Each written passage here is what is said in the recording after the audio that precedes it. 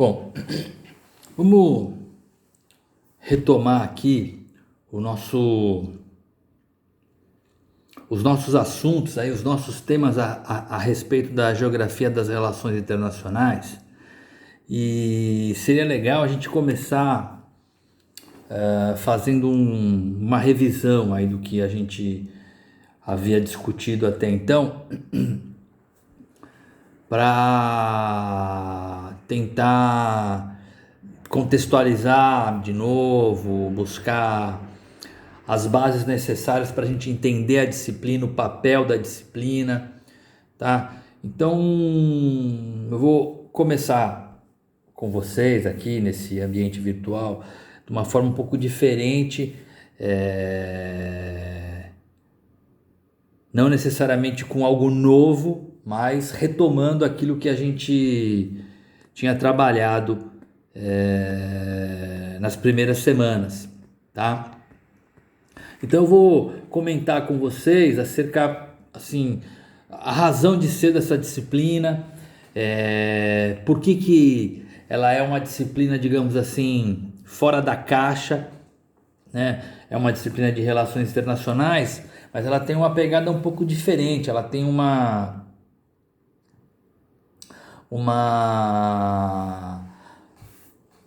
história, digamos assim, dentro do curso de relações internacionais, dentro do estudo das relações internacionais, bastante distinta das outras disciplinas. Ela é uma disciplina, digamos assim, mais recente, ela trabalha com assuntos não recepcionados pelas visões clássicas de relações internacionais, tá? Então, é extremamente importante a gente entender um pouco o desenvolvimento da disciplina e como que ela se coloca nos cursos de relações internacionais, no estudo das relações internacionais, para que a gente consiga depois desdobrar ela, entendeu? De uma forma mais natural, mais fácil de entender, tá? Então, vamos falar um pouco da disciplina, né? Uma disciplina fora da caixa, né? Por que é fora da caixa? Qual que é a caixa tradicional, né? A caixa tradicional das relações internacionais é o quê? É questão política, né? É questão ligada a recursos de poder. Classicamente, é o estudo da guerra, né? Então, uma disciplina que se chama Geografia das Relações Internacionais, como é que ela entraria, né, dentro dessa visão clássica, né, das relações internacionais, que tem por base a questão da guerra, né? E olha que, apesar da disciplina ter esse nome, Geografia das Relações Internacionais, não significa que a gente vai fazer um estudo de geografia como a gente faz, por exemplo, no colégio, né? De estudar a geografia física, a geografia econômica deste ou daquele país, né? Fazer comparações sobre isso. Não se trata disso, né? A disciplina ela é uma disciplina que vai trabalhar questões de negócios, né? Então, é importante a gente posicionar ela com relação à questão das relações internacionais dentro da visão clássica, né? Então, a origem do estudo das relações internacionais tem por base a questão da guerra, né? E quando a gente vai falar da questão da guerra, a gente vai falar do papel do Estado. Então, o foco inicial, principal das relações internacionais é a questão política. Por que se fala isso, né? Se fala porque o estudo das relações internacionais é um estudo que vai completar 100 anos agora, sistematizado, né, do jeito que ele está sistematizado, né? Tudo se deu por causa dos efeitos da Primeira Guerra Mundial, né? Então, como é que se estudava, então, assim, de início? Os primeiros estudos tinham esse viés político, mas é um viés político-militar, né? A discussão era com relação às relações de força e de poder, mas de caráter belicoso, né? Tendo por base questões militares. Então o viés era político, evidentemente, mas era um viés político pensando questões militares, questões estratégicas, né? Discussões sobre a guerra, como fazer a guerra, as estratégias militares, né? Até quando a gente estuda administração, que você vê os 3 níveis do planejamento da administração, estratégia, tática e operacional, originalmente esses assuntos eram assuntos das relações internacionais clássicas, né? Isso é estudado desde a antiguidade, né? Os nomes, né, que eram dados era estratégia, tática, e a parte operacional era chamada de oplomáquia, tá? Estratégia, tática e oplomáquia, né? Você vai, digamos assim, é uma pirâmide, né? Oplomáquia significa a arte do hoplita, né? O guerreiro hoplita. Para quem assistiu o filme Os 300, né? Ou então para quem assistiu Troia, Os 300, em que tem o Rodrigo Santoro, né? O pessoal fala muito desse filme aí. Você tem lá os 300, lá os espartanos, os guerreiros espartanos são guerreiros hoplitas, né? Que a arte de utilizar a espada, a lança, o escudo, essa arte aí, ó, é a arte da oplomáquia, né? Não sei se vocês vão se lembrar no filme Troia, né? Que o Brad Pitt faz o papel do Aquiles, né? Quando eles desembarcam de uma embarcação, né? Enfim, desembarcam de um navio, de um pequeno navio, eles desembarcam numa formação. Essa formação é um elemento tático, né? Então você tem o uso das armas, a oplomáquia, né? A formação dos guerreiros, a tática. E cada vez que você tinha um grupo de guerreiros com uma formação, mais outro grupo de guerreiros com outra formação, um objetivo específico de alcançar o topo de uma montanha ou do morro, objetivando melhor visão ou melhor penetração em um determinado teatro de operações de guerra, aí isso é chamado de estratégia. Então você tem estratégia, que é, digamos assim, a instrumentalização, o uso, né, a composição dos vários bloquinhos de guerreiros, que a gente chama de falanges, né, as falanges hoplitas. E aí cada falangezinha, cada grupo com a sua formação específica é a tática. E o uso, né, das armas é a oplomáquia. Veja que interessante, isso é um estudo de relações internacionais, né? Assim, quando se estuda, né, essas questões de estratégia, por exemplo, na sua base, no seu fundamento, tá? Isso vem dos elementos clássicos, né? E aí o pessoal pega o livro, por exemplo, do Tucídides, que vai falar da Guerra do Peloponeso, ele vai discutir aspectos ligados a esses elementos, né? O que permite, né, um exército ter esta ou aquela estratégia, ter esta ou aquela tática, né? E aí os exércitos entre as duas grandes cidades-estados gregas, né, Esparta e Atenas. Então, a discussão em relações internacionais carrega esses elementos de estratégia e de guerra, né? Então, as questões práticas envolvem elementos de guerra. As questões teóricas envolviam, né, exclusivamente questões ligadas à guerra, né?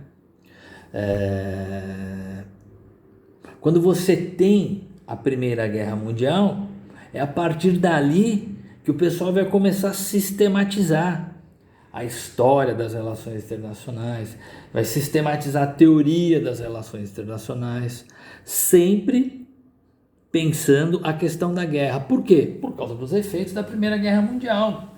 Não há dúvida disso, né? Os efeitos da Primeira Guerra Mundial, a chamada Guerra das Trincheiras, né? São efeitos devastadores na Europa, né? São efeitos que até então, desde a Guerra dos 30 anos, né, que foi uma guerra que durou de 1618 a 1648, portanto quase 300 anos, né, exatamente 300 anos, você não tinha tido eventos tão devastadores como foi a Primeira Guerra Mundial. A Primeira Guerra Mundial teve um número de militares mortos durante a guerra maior do que o número de militares mortos na Segunda Guerra Mundial, né? A Segunda Guerra Mundial teve um número total de mortos muito maior que o da Primeira Guerra, só que não foi o número de militares mortos, né? Foi o número de civis, né? Então, é um assim absurdo, né? Mas a Primeira Guerra causou um efeito muito grande. Então o pessoal resolveu falar, pô, vamos pensar a questão da guerra. Então por isso que entra a guerra, essas discussões acerca da guerra, vão começar a rever elementos de estratégia, porque ou a gente evita a guerra, ou nós vamos estudar adequadamente para poder entender as necessidades, né, das atividades belicosas, né, das atividades ligadas à guerra. Então, por qual razão esse estudo? Os efeitos da Primeira Guerra Mundial, né? E a partir daquele momento você começa a ter a proliferação de estudos, a proliferação de análises, né, acerca da guerra, né?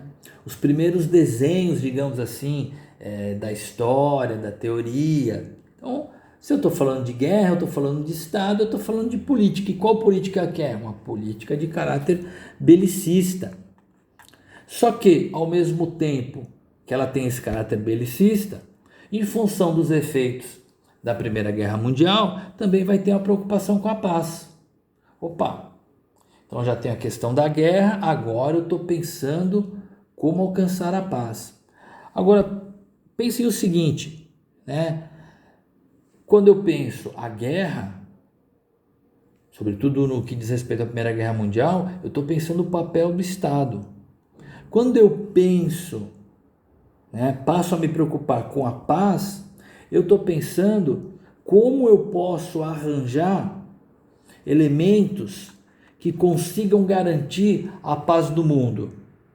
Primeiro eu vou pensar os atores. Quais são os atores que podem alcançar isso? Os estados. Opa! Então, de novo, eu estou permeado pela política, tá? Eu estou permeado pelas ações do Estado. Se de um lado é o Estado que faz a guerra, também é de outro lado. Do outro lado também é o Estado que faz a paz. Vou colocar dessa forma assim. Os Estados criam as instituições, certo? Que vão, digamos assim, tentar, né, ordenar o mundo, né? O mundo pacífico, o mundo para garantir a coexistência pacífica. Então percebam que o elemento da política, o elemento das questões de poder, ou seja, o poder militar, o poder bélico, né, que leva a um tipo de relação mais agressiva, a certos dilemas da segurança, ou o tipo de poder institucional. Eu falo de poder de um lado ou de poder do outro, eu estou falando de política, tá? Então, guerra e paz, colocando dessa forma, sempre como parte própria da política. É assim que surgem os estudos de relações internacionais, é assim que surgem os cursos, tá? E esse tipo de discussão vai, assim, ser, digamos assim, o cerne da formação do curso, tá? Vai estabelecer os parâmetros de desenvolvimento do curso e desenvolvimento do estudo das relações internacionais. Isso vai levar 60 anos, tá? Para a gente começar a criticar isso. Tá? Pega lá, os anos 20, 30, 40, 50, 60, 70, 60 anos. Tá? E é sempre bom a gente entender que todo esse problema de formação do campo teórico e do campo histórico de uma determinada disciplina, ele está profundamente ligado à construção dos termos, das palavrinhas, tá? Ou do conjunto lexical ou do conjunto semântico para você designar os fenômenos que você está observando, correto? E para tentar explicá-los. Só que ao mesmo tempo que você constrói esses elementos, né, essas palavrinhas, você acaba estabelecendo fronteiras semânticas, fronteiras lexicais que forjam as gerações subsequentes. Tá? Você tem um tipo de estrutura da língua de um determinado campo de saber que não permite você conseguir se libertar dos parâmetros, dos vocábulos, das palavras que compõem aquela estrutura. Uma estrutura de língua, né? A língua enquanto estrutura. Tá? É bem interessante. Provavelmente a gente acabe até vendo isso mais para frente em outras disciplinas, né?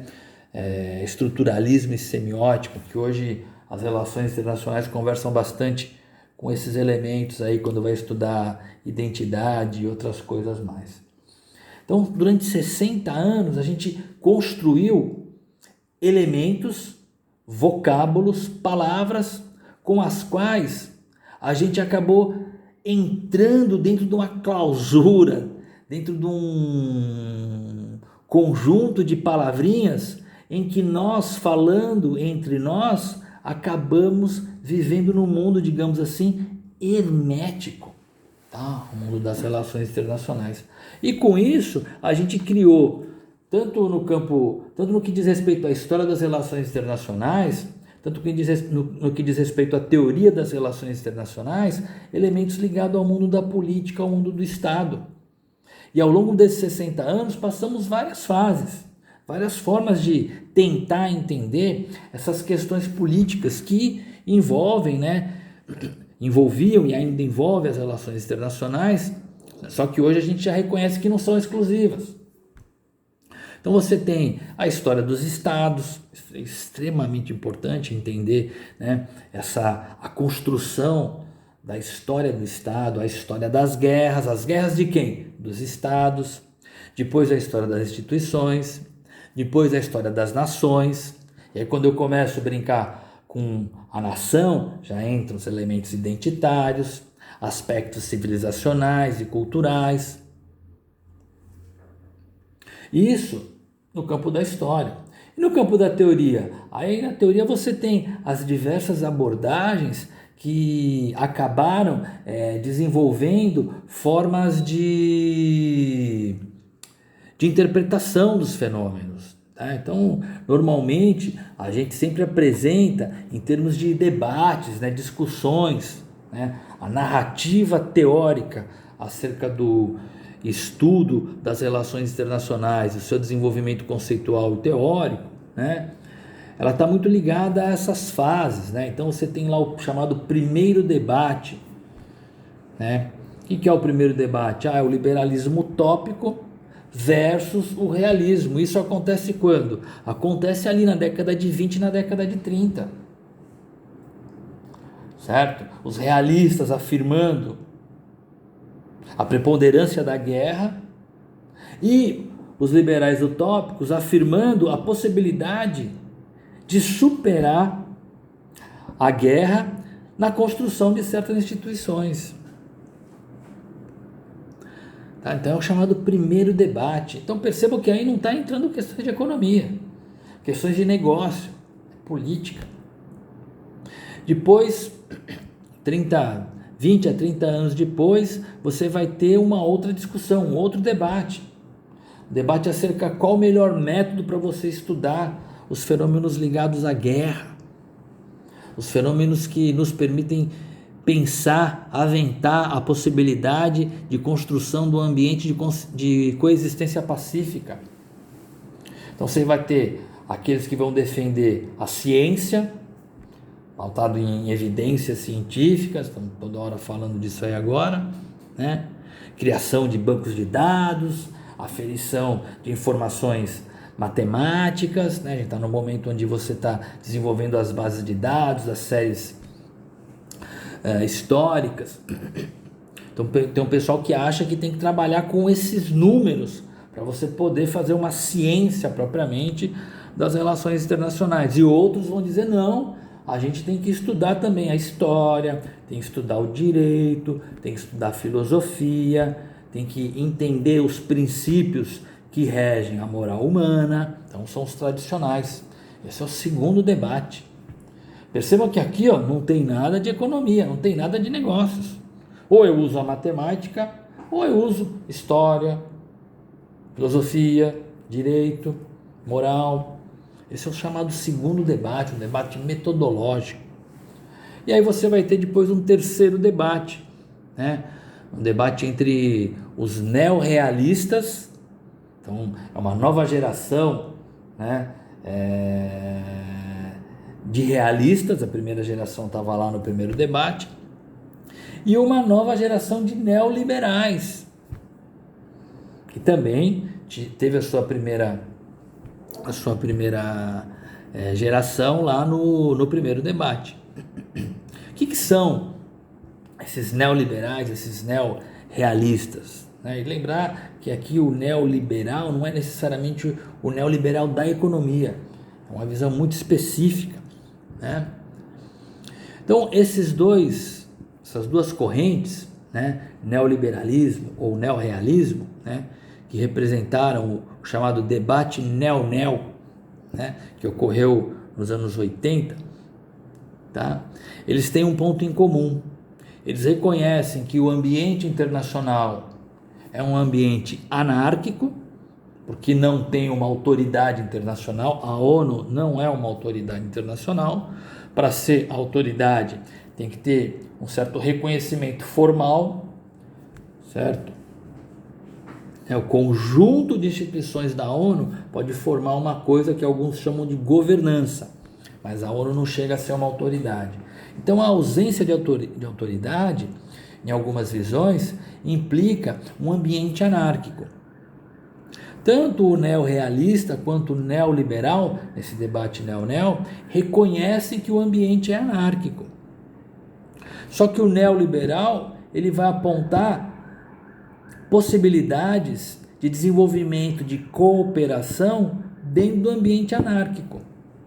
E o neorrealista vai falar que não, senhor, isso são exceções à regra. O que paira ali, o que é proeminente, é a possibilidade da guerra.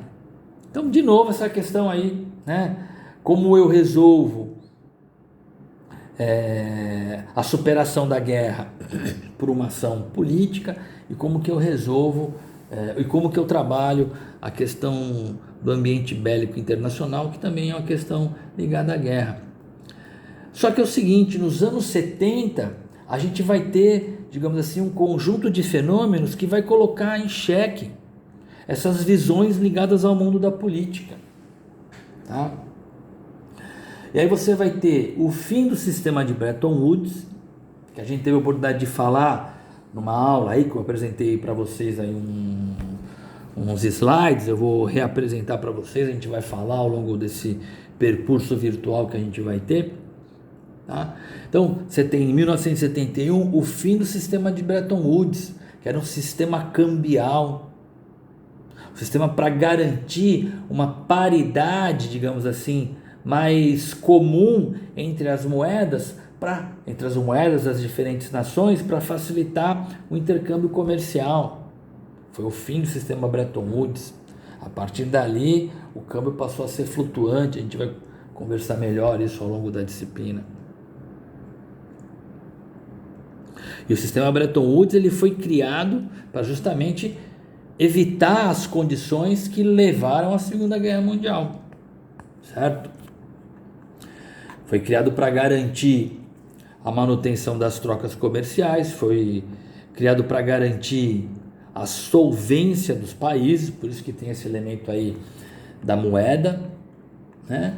E também foi criado ali para garantir o desenvolvimento do mundo, né? Diversas localidades do mundo, em termos de investimento e financiamento, né? Esse, digamos assim, foi uma característica desse sistema que deixou muito a desejar. Então você teve o fim do sistema Bretton Woods em 1971, que é um negócio de essência econômica. Você teve em 1973 a primeira crise do preço do petróleo. Em 1979, a segunda crise do preço do petróleo. Olha que interessante, elementos do mundo econômico propriamente que fizeram assim, com que os estudos de relações internacionais guinassem, tá? Para não mais pensar exclusivamente a política, mas também para pensar a economia. Há um texto de uma autora chamada Susan Strange, tá? Que o texto é em inglês, mas eu vou fazer a tradução do título assim em português, do meu jeito aqui, para vocês entenderem. O título do artigo dela é bem interessante, que diz assim: Economia Internacional e Política Internacional, né? A negligência mútua. A economia internacional não olhava a política internacional e a política internacional não olhava o outro elemento. A economia internacional não olhava a política internacional e a política internacional não olhava a economia internacional. Esses efeitos, esses eventos, né, dos anos 70 fizeram com que se pensasse uma visão mais estrutural do sistema internacional. Passasse a olhar menos o Estado, tudo bem? O ator político, o ator com a força militar, e olhasse as estruturas econômicas, os condicionantes materiais e econômicos, né? Que condicionavam inclusive o Estado. Lembra disso? Olha que interessante, vocês vão lembrar. Essa unidade de análise sistêmica, estrutural, olhando todo com condicionantes econômicos. Tá? Vão lembrar da nossa aula de sociologia. Então a economia passa a ser mais importante. Não só as questões de poder, as questões de força militar de um lado e aparato institucional do outro. Força militar pensando a guerra, aparato institucional pensando a paz. Bem sistematicamente aqui colocando. Se a economia importa, vamos pensar a produção. Vamos pensar a matriz energética. O petróleo é algo extremamente importante na nossa disciplina, a gente vai ter oportunidade de ver. Estamos vivendo aí um problemão. Se eu penso produção, se eu penso matriz energética, eu tenho que pensar o aparato logístico, galpões, rodovias, sistema portuário. O sistema portuário é um elemento importante para nós. Estamos na cidade que tem o maior porto da América Latina. Alguns dizem chega até 17 ou 19 quilômetros de porto. Tá? Então a gente tem que pensar o elemento logístico. Como eu levo a matéria-prima, como eu levo o produto acabado para os consumidores. Então tem que ter um sistema portuário, um sistema rodoviário, um sistema aeroviário, um sistema ferroviário, para eu ter a garantia da manutenção dessas relações. Eu tenho que ter consumo, portanto tenho que ter renda, né? As discussões que a gente está tendo agora no Brasil, a gente tributa demasiadamente consumo e produção e tributa menos a renda, né? Pensando aí uma autora aí que eu ando acompanhando, né? Que fez parte do último Roda Viva, né? Dessa última segunda-feira. E aí, pensando esses elementos do mundo econômico, aí vem algo novo, extremamente novo, que são os atores privados, né? As empresas transnacionais, as ETNs. E já nos anos 70 e nos anos 80, começou-se a perceber que, por causa das empresas transnacionais, as chamadas ETNs, na época, o percentual de crescimento do comércio internacional era maior que o percentual de crescimento da produção mundial. O comércio internacional crescia em taxas superiores às taxas de crescimento da produção mundial. Por quê? Porque havia o comércio internacional de produtos semi-acabados. Veja que interessante isso. O papel das ETNs, garantindo trocas, garantindo algum tipo de desenvolvimento, certo? Evidentemente tem a questão da exploração, a gente vai falar isso mais para frente, mas só tô querendo ilustrar como a disciplina chega para nós, tá legal? Disciplina de Geografia dos Negócios Internacionais ou Geografia das Relações Internacionais. E é um equívoco a gente fazer hoje como foi feito na época, porque à primeira vista tem um confronto, né, entre política e economia, entre Estado e mercado, né? E isso em grande medida é pelo efeito, né, da hermetização dos termos, né, do enclausuramento semântico que a gente utiliza. Então, lembrando, a linguagem é uma estrutura, certo? Que coloca limites na ação discursiva dos falantes. Então, se eu me formo na linguagem política, eu vou viver dentro da estrutura da língua do mundo político. Se eu me formo com elementos, palavras, com aspectos semânticos do mundo econômico, eu só vou falar de economia. Veja como é hoje as discussões, né? O nível de estanqueidade que vive o pessoal da política e que vive o pessoal da economia. O pessoal de relações internacionais tenta superar isso. E olha, durante muito tempo a gente viveu essa situação. Mais mercado, menos Estado. Menos mercado, mais Estado. Desde os anos 70 isso se discutiu bastante. Passaram-se 20 anos, quase 30 anos para superar essa visão dicotômica, ou um ou outro, esse antagonismo, né? Hoje a gente está retomando de novo esse elemento, uma pena isso, tá? Mas é preciso desenvolver uma avaliação mais imbricada entre política e economia, tá? Entre Estado e mercado. Conhecer melhor o papel do Estado junto aos mercados. A gente vai fazer isso nessa disciplina, certo? Entender os ministérios, por exemplo, que a gente tem no Brasil. O Ministério da Agricultura. Por que tem o Ministério da Agricultura? Ministério da Indústria, certo? Então, pensar como que o Estado pensa esses segmentos, esses setores. Estudar os órgãos ligados ao Estado, você entender essa funcionalidade, né? A chamada administração pública indireta, onde o Estado, né, pode atuar desenvolvendo atividades de mercado, como é o caso de duas entidades próprias da administração pública indireta, Sociedade de Economia Mista e Empresa Pública. A Petrobras é uma sociedade de economia mista.